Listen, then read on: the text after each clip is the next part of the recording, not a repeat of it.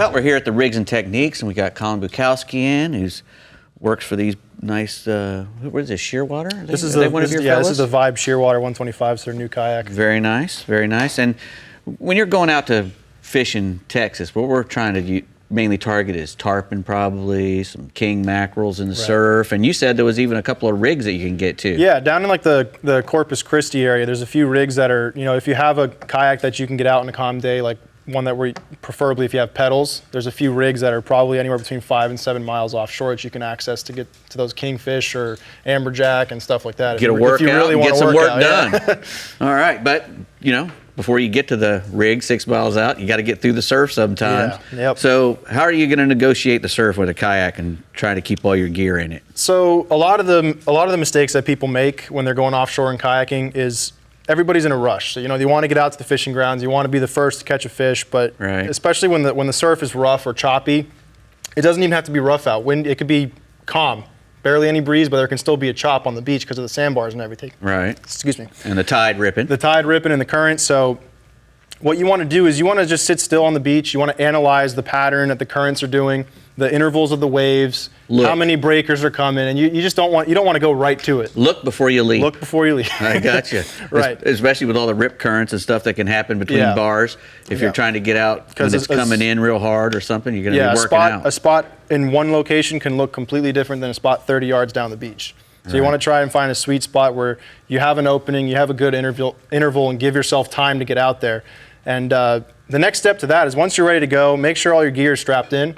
Because chances are, you know, if it's choppy, you're not going to want to go searching for everything if you do flip. Right. And even if you don't flip, sometimes those breakers will hit you over the bow of your kayak, and they'll still wash stuff out. Any loose stuff will go overboard. So you want to avoid that happening at all costs. Make sure everything's tacked down real hard. Yeah. And once you got the pattern down, once you're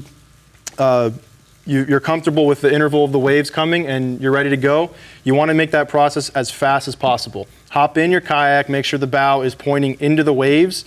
That way, if you do have a breaker coming, you can use that forward momentum to your advantage and just crash that bow right into it. You got to use all the power you got. The worst that's going to happen is you're just going to get a little wet.